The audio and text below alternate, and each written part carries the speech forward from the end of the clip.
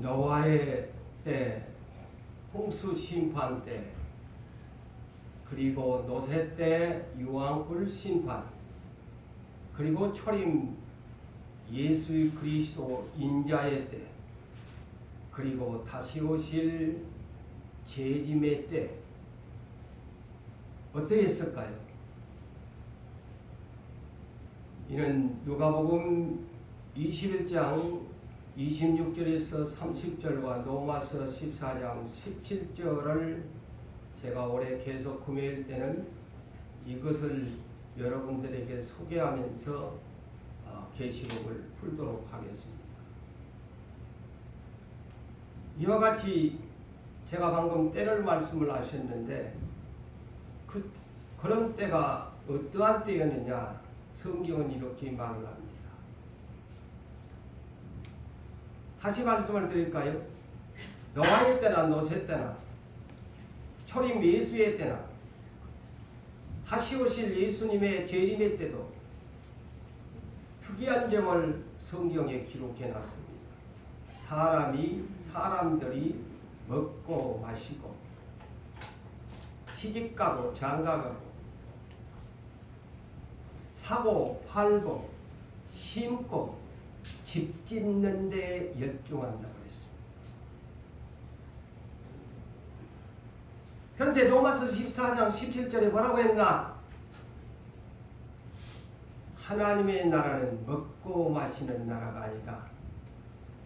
오직 성령 안에 있는 의로움과 평강과 희락이 있다 하셨습니다.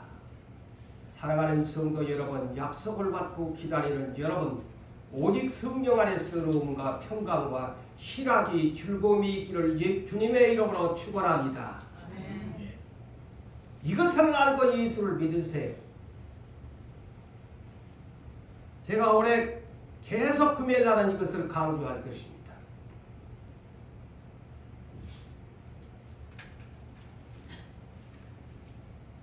제가 계시록 21장 12절을 천사가 예루살렘 새 성전에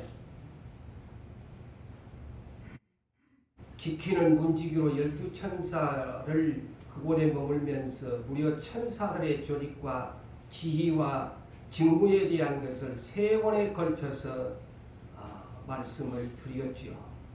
이제 오늘부터서는 다시 오늘 본문에 소개한 계시록 21장 15절에서 21절의 말씀을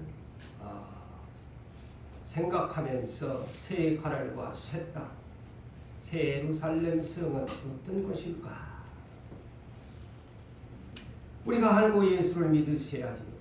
알고 천국을 사모해야지요. 무작정 알지도 못하면서 천국을 사모한다는 것은 잘못된 믿음이지요. 성경의 관점에서 믿어야 돼요. 성경대로 믿어야 돼요. 성경에서 빗나간 그 어떤 것도 정통이 될 수도 없고 옳다고 할 수 없습니다. 성경에 기록한 66권에 기록된 대로 믿고 순종해야 구원을 얻습니다.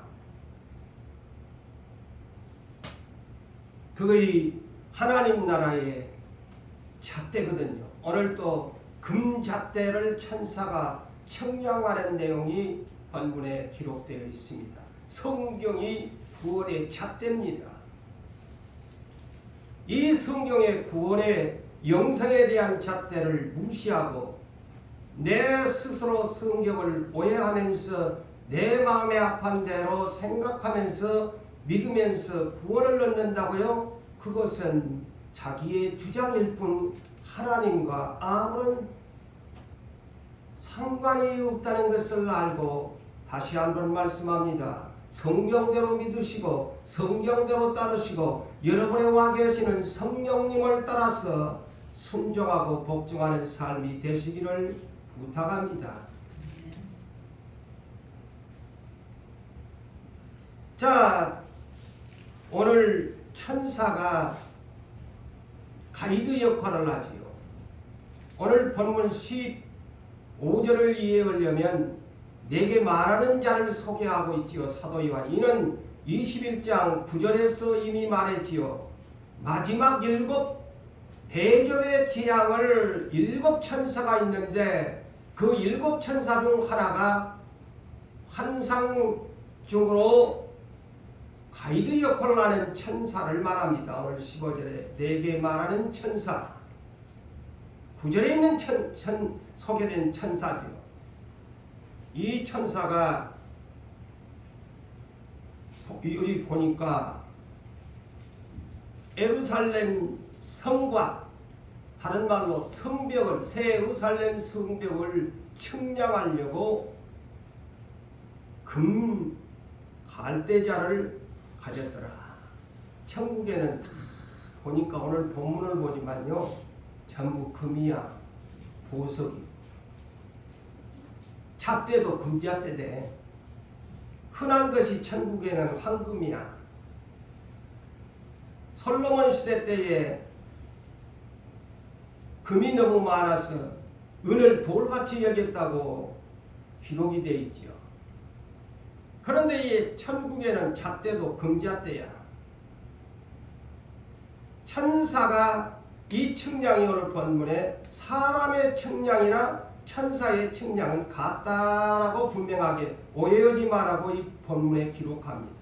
오늘날 세상에서 사용하는 도량에 대한 무게라든가 길이라든가 이 모든 것 천사가 사용하는 측량이나 사람이 측량하는 그 개념은 같다. 이렇게 본 성경에서 그렇게 계시록을 기록합니다. 그래서 더 이상의 것도 나가지 마세요. 천사의 측량이나 사람의 측량이 같다고 했으니까 그 이상이 될 거다. 이거는 영적으로 그렇게 생각하지 마세요. 또 그러면 문제가 생기거든요. 그래서 그런 것을 막기 위해서 분명히 사람의 측량, 곧 천사의 측량 같다. 그랬죠.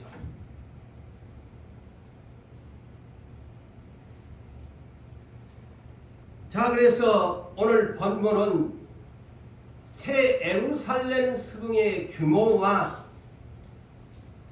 아름다움이 얼마나 아름다운가를 소개하는 장면입니다. 다시 말하면 우리가 간단히 줄여서 우리가 소망하는 천국이 얼마나 아름답고 얼마나 좁은 곳, 황금과 보석에 쌓여서 사는 곳이다 라는 것을 말로 영영할 수 없는 것입니다. 이 계시록에서 소개하잖아요.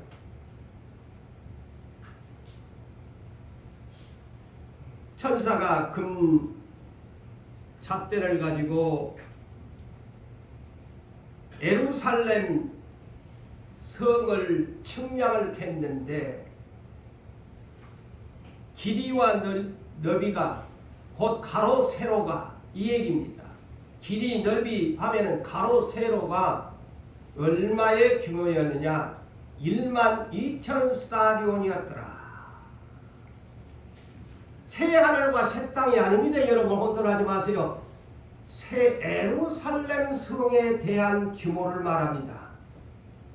우리나라에 수도가 있음과 같이 그렇게 생각하세요. 저 이스라엘의 예루살렘이 있음과 같이 이 새 하늘과 새 땅의 수도로 생각하는 새 예루살렘 성의 규모가 12,000 스타디온 가로 세로 높이가 똑같더라.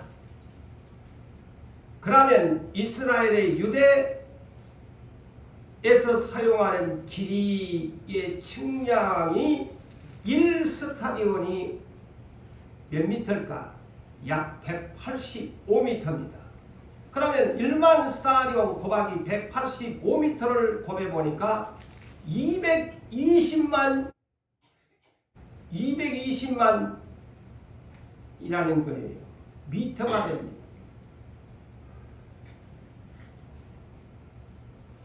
그러면은 얼마나 될까요? 1km가 1000m이요. 자, 계산해 보니까 무려 2200km입니다.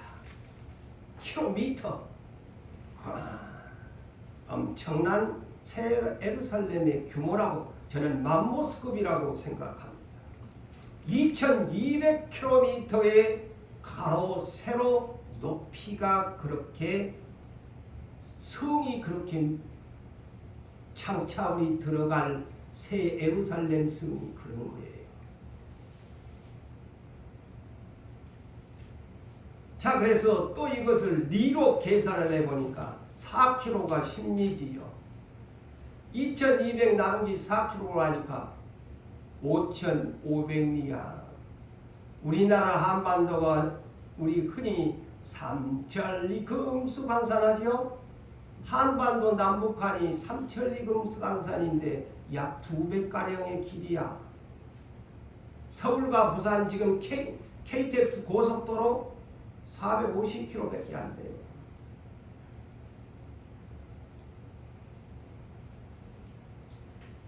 어마어마한 새 예루살렘 성입니다. 가로가 5500리, 세로가 5500리, 높이가 5500리야. 그 내부적인 것은 여기 환상에 기록되지 않았습니다. 어마어마한 만모스 도시예요. 오늘날 우리가 대한민국의 남한 땅의 수도가 서울의 행정부가 있지요. 서울을 수도를 행정의 중심도시라고 하지요. 바로 새하늘과 새 땅의 행정의 중심도시 새 예루살렘 성. 이렇게 쉽게 여러분이 이해를 하시면서 들으세요. 그곳에는 앞으로 제가 설명하겠습니다만 계시록 22장에 이 성 안에 누가 계시느냐? 하나님과 어린 양의 보좌가 있는 곳입니다. 그래서 행정의 수도입니다. 예수님은 만왕의 왕으로서의 왕권을 누리는 행정의 수도 새 예루살렘 성을 말합니다. 그 지방적인 새하늘과 새 땅은 여기에 지금 표현되지 않고 있어요. 수도만 표현되고 있어요. 그림이. 그래서 여러분이 아이고 새 하늘과 새 땅, 새 예루살렘을 그렇게 잡으면 이 성경이 오해됩니다. 만국이 또 그 안에가 있거든. 새 하늘, 새 땅에. 이 행정의 수도를 말합니다. 제가 앞으로 그걸 풀어드릴게요. 이 계시록에가 있으니까.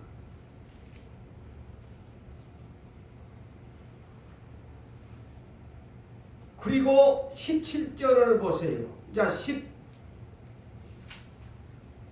15절에서 16절까지를 제가 이제 대충 방금 했고, 이제 17절을 보니까 금잣대로 천사가 성벽을 청량을 했다.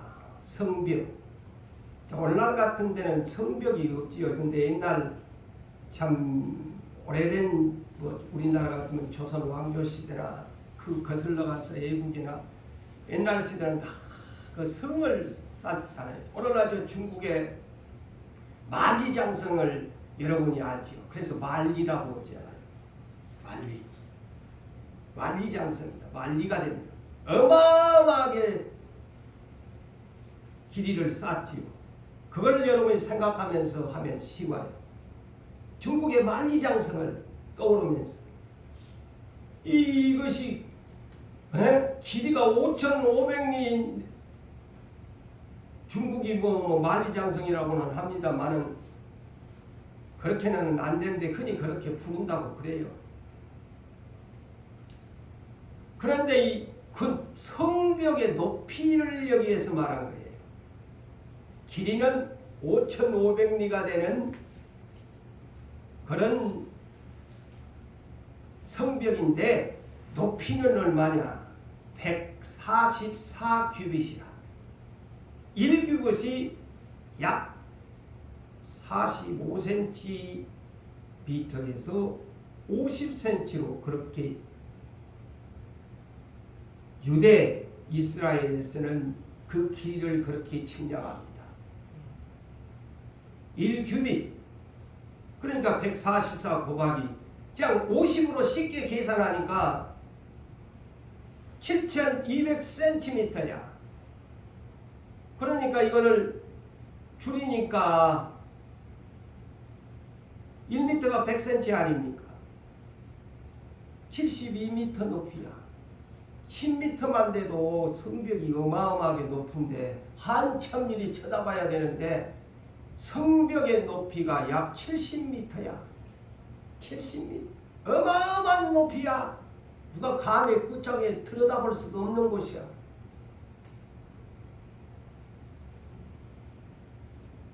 그러면서 여기에 그러잖아요. 사람의 측량, 천사의 측량 같다. 어마어마한 성벽의 높이 약 70m에 해당되는 성곽, 곧 성벽의 높이다. 그렇다면 성의 길이는 가로 세로 아까 얘기했잖아요. 2200km나 되는 가로 세로를 상상해 보세요. 어마어마한 성벽이에요. 성곽이라는 말이죠. 그러니까 높이가 약 70m나 되는 성곽의 높이지. 그런데요, 18절로부터 보니까 사람의 입으로 놀랄 수밖에 없는 천국의 아름다움을 소개합니다. 이 새 예루살렘 성이 어떻게 생겼나? 18절에 보세요. 새 예루살렘을 보니까 성벽이 그러면 이 예루살렘 성벽이 무엇으로 쌓아놨을까? 오늘날은 뭐 돌담이나 바위나 옛날에는 뭐 이렇게 뭐 벽돌로 그렇게 쌓았을 것인데 여기는 무엇으로 쌓았느냐? 벽옥으로 쌓았더라. 그 어마어마한 2200km 가로세로 이 길이와 너비의 성벽이 무엇으로 쌓여졌느냐? 벽옥으로. 나는 뭐 이 전문가들이나 옥에 대한 것을 할 수 있지만 나는 벽옥을 보지를 못해서 아마 여러분들도 벽옥이 뭐야? 영어는 저는 그런 영어를 들어봤어요. 제스퍼. 이 벽옥이 영어에서는 제스퍼입니다. 보석입니다. 제스퍼라는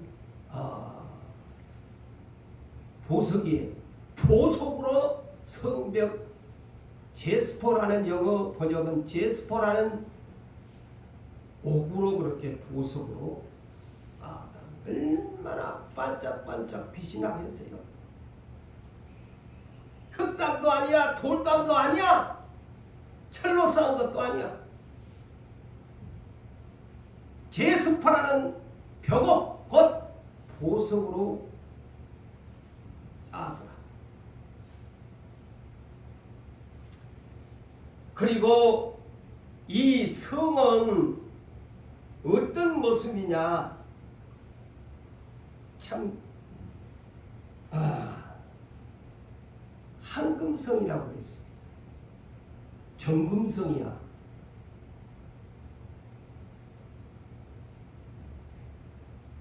세상에서는 순금을 일컬어 99.9%를 이렇게 말하는데 저는 제 개인적 사견은 천국에는 0.1%가 빠진 99.9%가 아니다. 그는 점과 금이 없는 곳이기 때문에 100%의 순금이다. 저는 그렇게 이 성경을 풀이하려고 합니다. 그거는 점과 금이 없는 곳이라고 했거든요. 100%의 순금으로 이 성이 만들어졌다.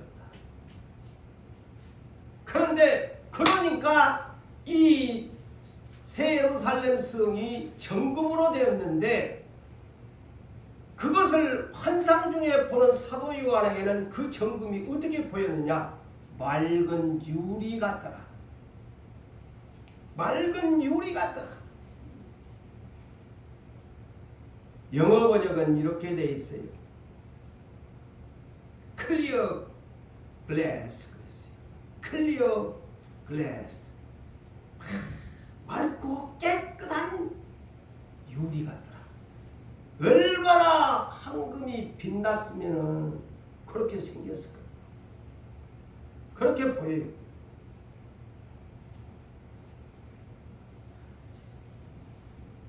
그래서 영어 번역도 이 정금을 퓨어라는 영어 번역을 사용합니다. 퓨어 골드 그랬어요.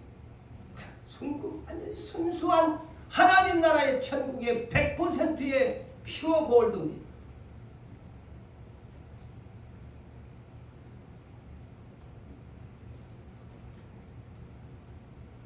그러니 얼마나 금이 반짝반짝 빛났으면 맑은 유리 같아 했을까?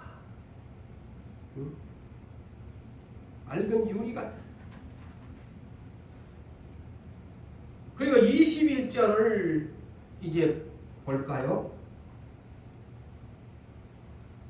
성의 길이 있어요. 우리는 지금 아스팔트, 세상에서 가장 좋은 도로가 아스팔트 길인데 그거는 검정색이잖아.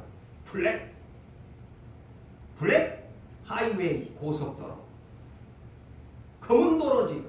세상에서 좋은 도로가 블랙 하이웨이지. 그런데 천국의 성의 길은 골드웨이야. 퓨어 골드웨이. 성금 길이야. 성의 길은 정금이더라. 정금이더라. 그런데 그 길이 21절에는 또 어떻게 표현을 했느냐. 정금길이라고 했는데 여기는 맑은 또 유리 같다고 우리나라 번역했는데 영어 번역은, 그래서 여러분들한테 내가 정확하게 영어도 잘 모르는 사람이지만은 영어를 찾아서, 영어는 두 가지로, 아까는 성을 클리어 글래스, 맑은 유리 같은 정금이다 이랬는데 성의 길은 어떻게 영어 번역은 했을까요?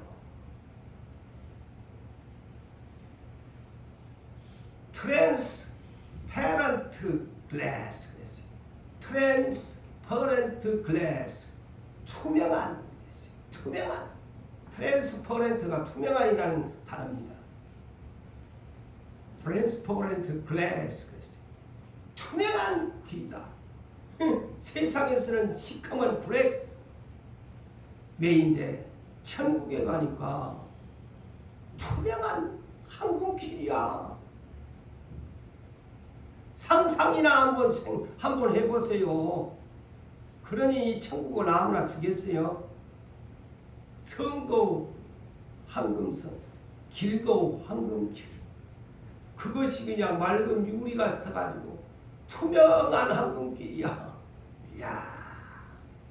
저도 이 설교를 준비하면서 지난날에 누가 뭐 이렇게 뭐 설교를 내가 뭐 오늘날 올까 하니까 지난날 뭐 부흥 감사를 해도 이런 나는 설교를 들어보지는 못했어. 이 천국이 이런 것이야.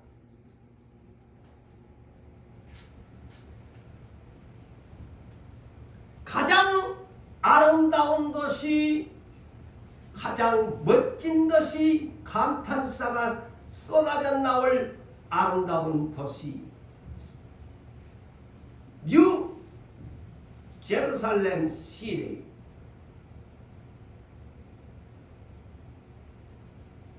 제루살렘 도시란 말이에요. 성이란 말은 영어로 시티, 시리 그랬어요. 번역이. 도시입니다.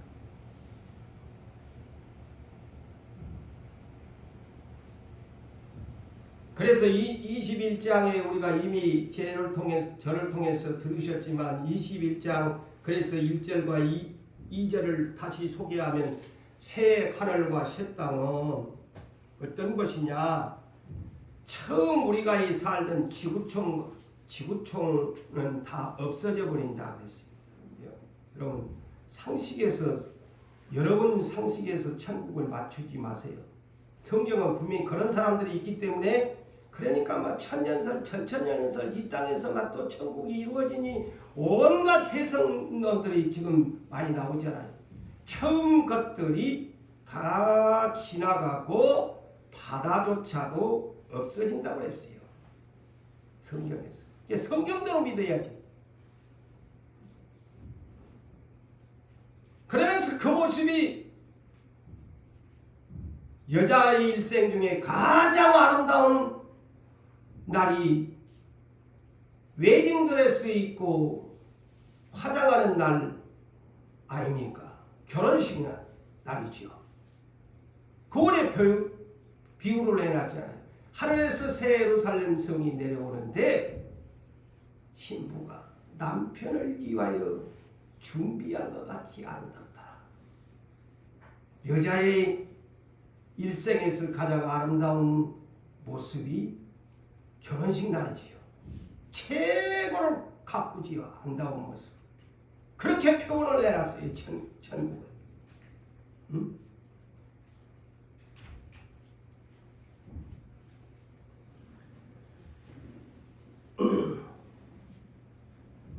그 다음에 계시록 21장 9절과 9절에서 11절을 또 보니까 이미 기억나신가 몰라도 제가 한번 풀어드렸죠.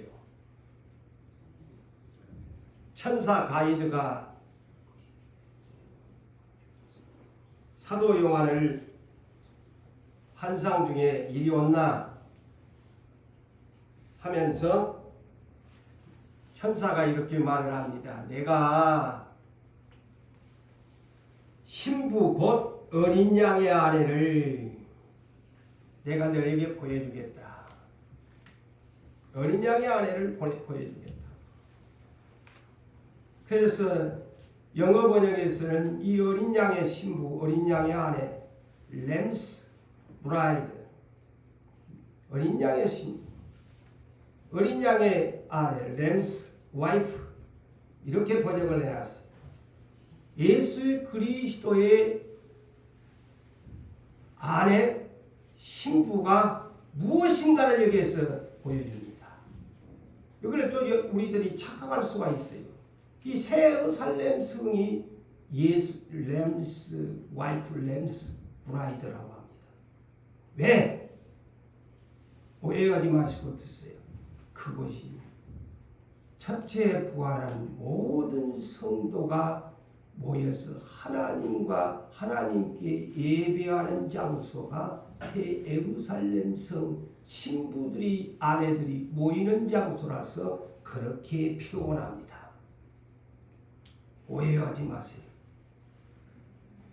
그러면서 이 천사가 새 예루살렘 성을 어린 양의 아내 신부를 보여주겠다고 아니 새 하늘과 새 땅에도 크고 높은 산이 있다는 것을 보여줍니다. 새 하늘과 새 땅에도 가니까 바다는 없지만은 크고 높은 산으로 사도 요한을 천사 가이드가 안내합니다. 그러면서 하나님께로부터 내려오는 새 예루살렘 거룩한 성을 보여주면서 그것을 환상 중에 보았어요. 그런데 사도 요한이 환상 중에 성령의 감동으로 보았는데 하나님의 새 예루살렘 성이 얼마나 화려한지 그 모습을 11절에 이렇게 소개했습니다. 하나님의 영광이 있어 예루살렘 성의 빛이 얼마나 휘황찬란하냐. 지극히 귀한 보석과 같고 반짝반짝 빛나는 보석과 같고 아까 말한 예루살렘 성벽을 쌓은 벽옥 제스퍼와 같고 또 여기에 세 번째로 황금성을 맑은 유리 같다 그랬지요. 또 예루살렘 성의 길이 맑은 투명한 유리 같더라. 제가 아까 소개했는데 세 번째 표현이 또 있어요. 수정같이 맑더라. 자, 잊지 마시고 적어나면서 이 계시록을 잊지 마세요. 유리같이 맑고 성이, 그 다음에 성의 길이 투명한 유리 같고, 그 다음에 이 성의 광채의 영광의 빛을 보니 수정같이 맑더라. 영어 번역은 뭐라고 번역을 했겠어요? 클리어, 깨끗한, 클리어 에지, 크리스탈. 이거 이 크리스탈입니다. 수정은 크리스탈, 이 수정같이 맑더라. 쉽게 얘기하면 제가 여기에 강단을 이런 걸 흔히 크리스탈이라고 하죠. 영어 번역은 크리스탈이 수정을 크리스탈로 번역을 해놨어요.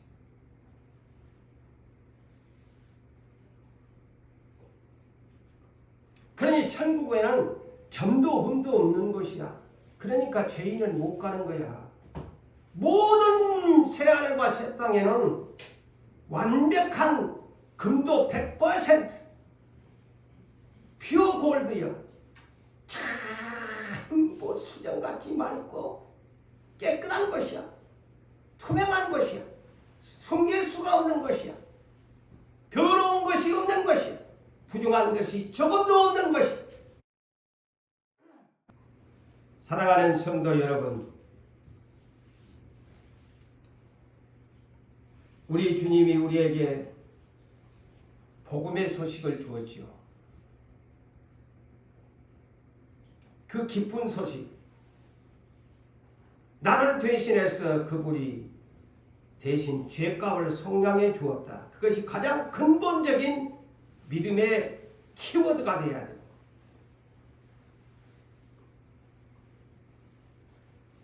그런데 예수님이 왜 팔복을 그렇게 말씀했을까? 저는 이 계시록을 우리 본장을 보면서 그래서 주님이 팔복을 세상적인 복에다가 안 하고 그런 사람들만 저 땅에 보내려고 팔복을 마음이 가난한 자 복이 있대이, 화평한 사람 복이 있대이, 긍휼히 여기는 사람 복이 있대이, 마음이 청결한 사람 복이 있다이, 나 때문에 핍박을 받는 자 복이 있대.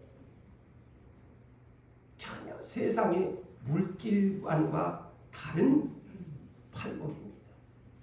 왜? 천국은 세상 사람이 추구하는 복의 개념과 다르다는 거예요. 왜? 천국에가 너희들이 소위 세상에서 말하는 모든 것들이 천국에 쌓여 있으니까. 그것을 안 하는 사람만이 내가 금으로 쌓인, 보석으로 쌓인 천국을 주려고 한다. 그래서 역으로 여러분들에게, 그래서 십자가가 미련한, 세상 사람은 미련하게 보인다고 그러잖아요. 어디에? 고린도전서 1장 18절에 십자가의 도가 세상에는 미련하게 보인다. 그런데 우리에게는 하나님의 능력이다. 그래서 우리는 세상 사람이 추구하는 것을 믿지 말고 하나님이 성경에서 추구하는 것을 추구하고 믿어야 천국에 가는 거예요. 역으로 생각하세요. 성경을 역으로 보세요. 그래야 내가 고난당할 때에도 그것을 견디어 이길 수가 있습니다. 세상적으로 비교하니까 내 인생이 불쌍하고 처량하고 부끄럽고 능사스럽고, 저는 그렇게 요사이 그렇게 생각을 바꿨어요. 그래서 예수님의 33년의 생애가 그런 생애를 살다가 가신 거 아닙니까?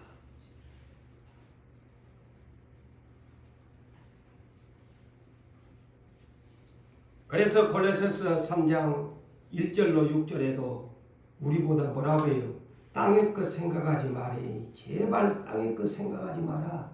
땅의 지체를 죽여내. 위의 것을 찾고 위의 것을 생각해야 된대. 탐심은 우상 숭배돼. 전혀 우리들 삶과의 믿음이 안 따라주면 이 거부감이 오는 말씀이에요. 아니 나는 땅에서 7, 80년을 살고 있는데 땅의 것을 생각하지 말라고 하면 하나님 말씀이 안 들어오는 거예요. 거부감이 오는 거야. 요가복음 16장 13절과 14절에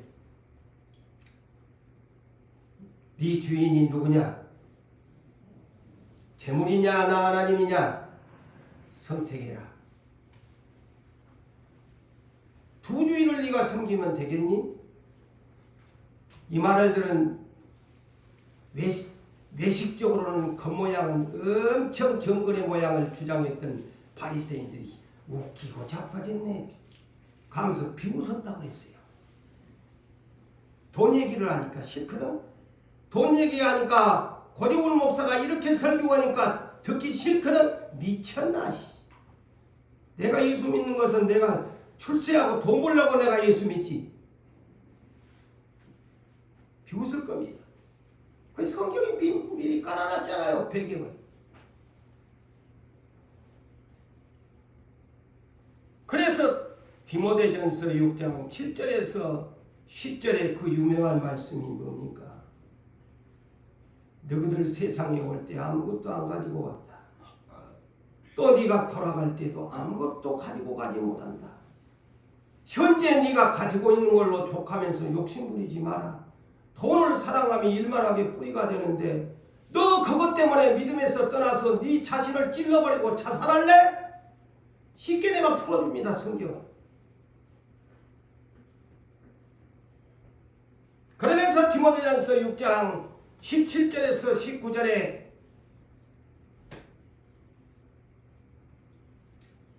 정함이 없는 재물에 소망을 두지 말고 살아라. 정함이 없는 재물에 소망을 두지 말고 살아라. 성경 언제나 재물에 대한 문제가 한두 군데가 아닙니다. 복음서에. 재물에 정함이 없는 재물에 소망을 두지 말고 살아라. 오직 우리에게 모든 것을 후히 주사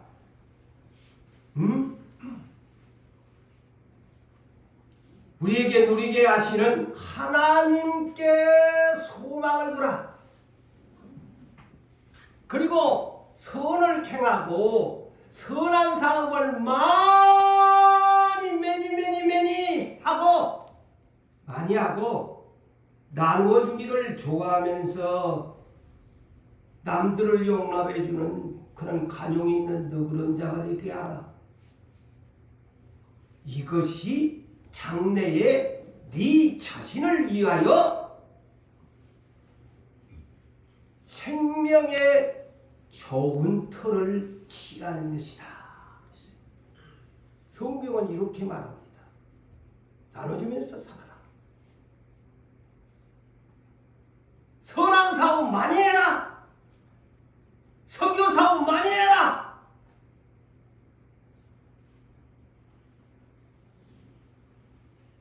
여기에서 좋은 터가 뭘까요? 좋은 터를 쌓아 참된 생명을 취하라고 했는데 그건 영생이죠. 참된 생명. 영생을 취하라고 그랬죠. 여기에서 좋은 터는 그래서 성경 66권이 필요합니다. 여기에 좋은 터가 뭘까요? 오늘날 집을 짓는데도 좋은 터를 찾습니다. 세상 사람들은 막 풍수 지리를 따져보면서 한낱 죽은 시체를 가지고도 명당이니 안 명당이니 하는 세상에 성경에도 좋은 터가 있어요. 그 좋은 터가 뭐냐? 고린도전서 3장 9절에서 15절을 여러분들에게 소개한다면 좋은 터는 그리스도의 터다. 그리스도의 터다. 예수의 반석 위에 집을 짓는 터가 좋은 터다. 사람이 이 땅에서 금과 은과 보석과 나무와 집과 풀로 집을 짓는다. 이 내용은 저는 이 성경에 해석하면서 지난달에는 제가 이거를 잘못 오해해가지고 아마 설교를 지금 설교와 다르게 아마 했을 것 같다고 제가 생각을 하네요. 근데 오늘날 제가 이것을 보니까 그것이 아닌 것 같다. 여기서 말하는 금과 은과 6가지 재료는 뭐냐? 너희가 세상에서 살 때의 부자는 금의 집을 짓고 은의 집을 짓고 보석의 집을 짓고, 가난한 사람은 나무 집을 짓고 풀로 집을 짓고 지푸라기로 집을 짓는데, 빈부격차의 집을 세상에서는 그렇게 짓고 산단다. 그런데 우리 부자가 금을 발라가면서 집구석에다 다 셀레발레 반짝반짝 빛난다고 하자, 은으로 발랐다고 하자, 보석으로 발랐다고 하자, 금의 집이나 지푸라기 집이나 가난한 자의 지푸라기 집이나 다 심판때는 불타 없어질 거야. 그런데 그리스도의 터 위에 세운 사람은 아무리 유황불에다가 내려와도 하늘에다가 그리스도의 터 위에다가 내 인생을 건축했으니 불타 없어지지 아니한다. 그런 내용입니다. 이 고린도전서 3장 9절에서 15절의 말씀이요. 성경을 오해하지 마세요.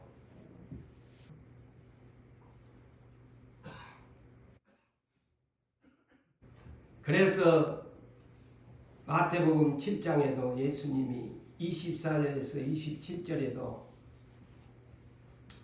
내 말을 듣고 집을 짓는 사람이 지혜로운 사람이란다.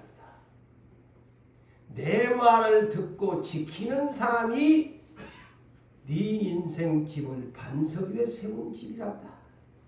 그 사람이 지혜로운 그리스도의 반석 위에 집을 짓는 사람인데, 그 집이 어디냐? 천국에다가 집을 짓는 사람이야. 그래서 이 성경을 제가 풀이하면서 연결해 보니까 왜 마태복음 6장 19절 20절에 보물을 하늘에 쌓아두래, 땅에 쌓아두지 말에 도둑놈이 돌아간대. 그 이유가 바로 이 내용입니다. 이 계시록을 풀다 보니까 이 성경이 다 풀어져. 땅에 쌓아두지 말에 하늘에다가 보물을 쌓아두래. 네가 하늘에 쌓아두는, 네는 집구석이 없어서 새빵살이를 한다 하지만은 네가 최선을 다해서 하나님 나라에 보물을 쌓아두면 그것이 나중에 황금성에 네가 들어오고 보석으로 쌓은 그 집에 와서 네가 산다. 그것이 보물을 쌓아두는 집이야. 그래요, 안 그래요? 성경을 그렇게 풀어야 그것이 진정한 믿음이에요.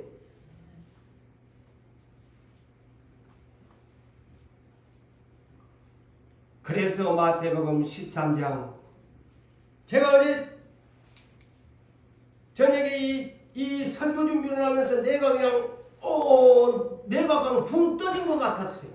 성경이 그냥 전부 그냥 머릿속으로 다 들어오니까 마태복음 13장을 또 연결해서 성령이 왜 천국을 사라고 했나?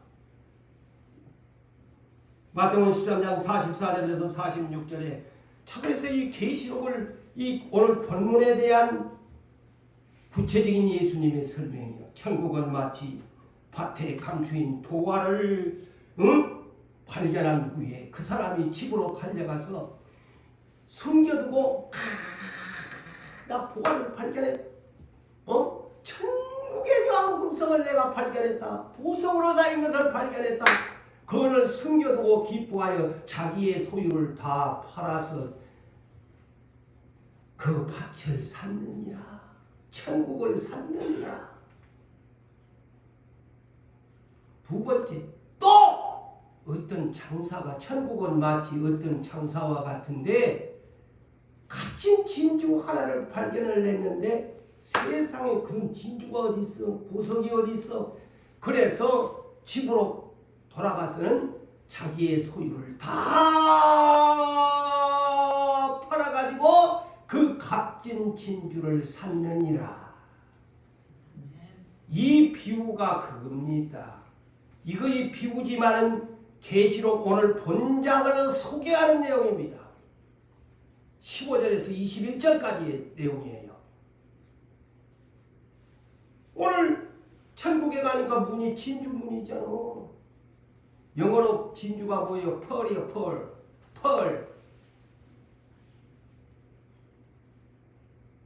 펄 게이트. 진주문. 펄 게이트. 진주로 만들어진 문이 천국의 문이야. 자, 아까도 제가 18절에 천국을 세우는 맑은 유리 같은 클리어 글래스 골드, 21절에 투명한 맑은 유리 같은 황금길,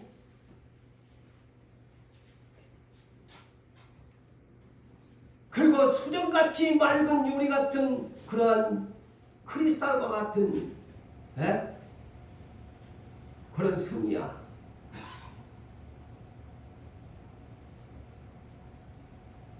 그래서 온갖 황금과 보석과 진주와 모든 것들이 보석이 있는 곳이 이곳이라서 하나님이 그것을 간단히 보물을 땅에 쌓아두지 말고 천국을 사라. 오늘날 아파트 당첨되면 기가 막히게 좋아하잖아요. 천국에 투자해야 하는 거예요. 새 하늘과 새 땅에 투자를 해라. 장차 그곳에 새 하늘과 새 땅 가장 빅뉴스 한 이수가 뭐냐? 천국에 투자하라. 새 하늘과 새 땅에다가 새 예루살렘 성을 세울 것인데 누구 세상에 가면 어디 아파트, 분양 아파트 그것도 물론 네가 땅에 살 때는 필요하지만 정작 1순위는 우선순위는 새 하늘과 새 땅에 세워질 새 예루살렘에 입성할 그곳에 분양받기를 위해서 투자해라. 이 땅에서 70년 쇠가 빠르게 벌어갖고 막 좋은 집 산다고 아파트 산다고 투자해놓고 내가 하나도 갖고 가지도 못하는데 금같이 발라봤자 은같이 발라봤자 나무집이나 지풀이나 풀이나 금이나 다 유황분에 녹아번질 것인데 하나도 갖고 가지도 못할 건데 새 하늘에다가 투자를 해야지.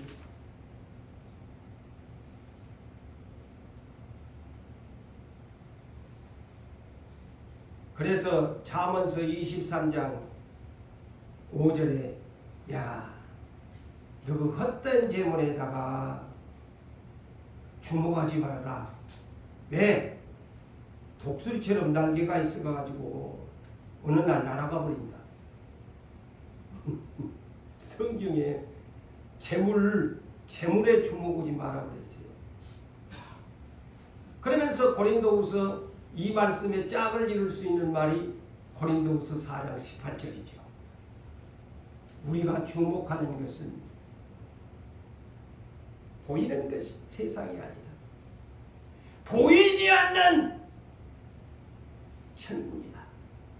보이는 것은 잠깐이지만 보이지 않는 것은 영원 나미로다. 성경은 이렇게 우리에게 가르칩니다. 그런데 저나 우리는 이렇게 말씀을 알면서도 왜 그렇게 세상 것에 미련에 빠져서 말씀을 못 따라갈까요? 그러다 보니까 그거이 컨트롤이 안 되면은 나중에는 버림받아요.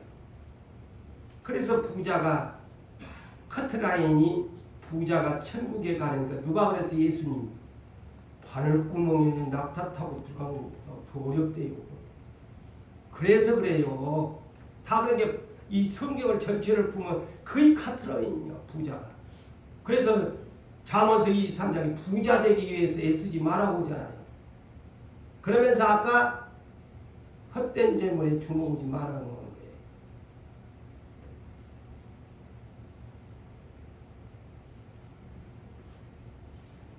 자, 이 성벽은 벽옥으로 쌓여졌다.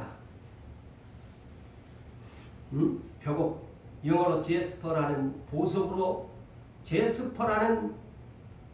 보석으로 성벽이, 어마어마한 성벽이 2200km에 해당하는 가로 세로 길이 너비가 높이는 성벽의 높이는 약 70m에 해당하는 144규빗의 벽옥으로 보석으로 성벽이 쌓여있다. 어마어마한 겁니다. 예루살렘 규모가 2200km면 가로 세로가 높이도 그렇다.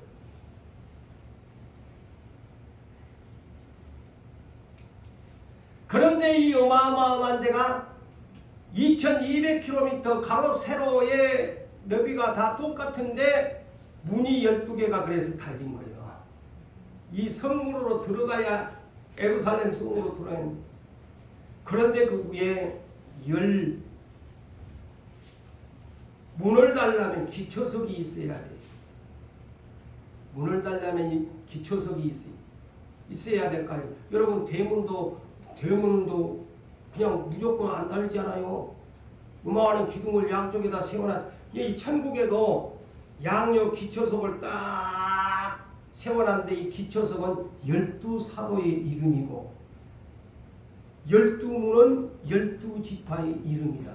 그래서 12 상상을 해보세요. 제가 그러니까 성벽이 벽에다가 문을 내놨는데 12문이 있는데 12사도의 이름이고 문 이름은 12지파의 이름이다. 응? 12지파의 이름이더라. 그런데 이 12지파의 12사도의 이름이 12기초석 주돌 예수의 터위 위에 집을 지었던 12사도의 이름이 베드로부터 가장 끄트머리 마띠아 가룟 요단은 지복을 차고 가서 자살했던 불행한 사람이요. 이복도 줬는데도 못 받아 먹었으니까 마띠아가 받아 먹었잖아. 그래 마띠아 이름이 마지막에 12기초석이 된 거예요. 12문에 대문을 세우려면 문을 달려면 기초석이 있어야 될 거 아니야. 그랬는데 보석이요. 여러분 보세요. 여자분들은 이것을 알란가 모른가 얼마나 가난한 사람들이 알겠어요. 전문가 아니면 12보석을 소개해놨어요. 자, 이 기초석이 베드로부터 마띠아까지 기초석에 이름을 써놨는데 보석 같은 제자들이란 뜻이야. 이 말이 대중가의 어느 사람이 보석 같은 친구야 한 것처럼 예수님의 12친구 보석이야. 기초석으로 세워놨는데 보석이 12색깔이야. 각색이라고 했어요. 각가지의 12색깔. 7색깔 무지개인데 여기는 기초석이 12색깔이야. 그래서 가장 첫 번째가 성경에는 없으니까 모르지만 베드로의 기초석인지 누구 것인지는 모르지만 첫째는 보석의 이름이 벽옥이라. 첫째가 벽옥. 성벽을 둘러싼 이 벽옥, 영어로 제스퍼. 둘째는 뭘까요? 여러분이 이 얘기하면 영어 번역은 샤파이어. 남보석이 영어로는 샤파이어 보석. 샤파이어는 들어봤지요? 샤파이어. 셋째는 난 들어보지도 못해서 영어라 칼세돈이라고 영어 번역을 했는데 칼세돈이가 뭐였는데 평생 들어보지도 못했는데 그냥 옥수라고 해놨어. 넷째는 들어봤을 거요. 저 연산동에 옛날에 목욕탕 이름이 뭡니까? 청군사님 사는 집인데 에메랄드 목욕탕이 있었는데 이 넷째 녹보석이 에메랄드야. 다 이거를 12개를 영어 번역을 하면 시간이 없어요. 그냥 저도 뭐 에메랄드 만져본 적도 없고 제스퍼를 만져본 것도 없고 샤파이어를 만져본 것도 없고. 그런데 이런 좋은 보석들이 12사도의 이름으로 새겨진 기초석이란 말이야.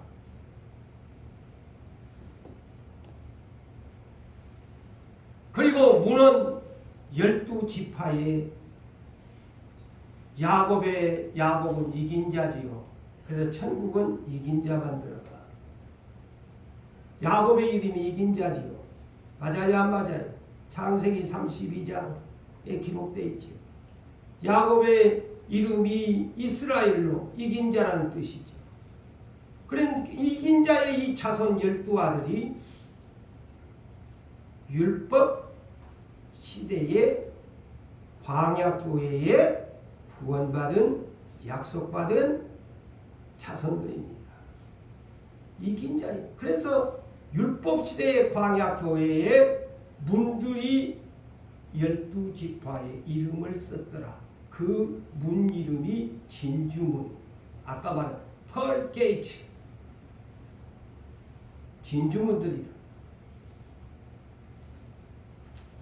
그래서 사도와 12사도와 12지파의 관계는 밀접한 관계입니다. 이 성경을 보니 가장 율법시대의 초대 광야교회가 12문을 율법으로 달아놓고 그 다음에 12사도가 복음시대의 그 문을 활짝 세계적으로 여는 것이 초대교회로 문을 엽니다. 오프닝을 합니다. 그래서 12지파의 문과 12사도의 기초석에 세워진 12문은 예수 그리스도의 복음의 문을 활짝 여는, 온 세계로 여는 그러한 오프닝을 하는 그런 모습을 이 계시록에서 찾아낼 수 있습니다.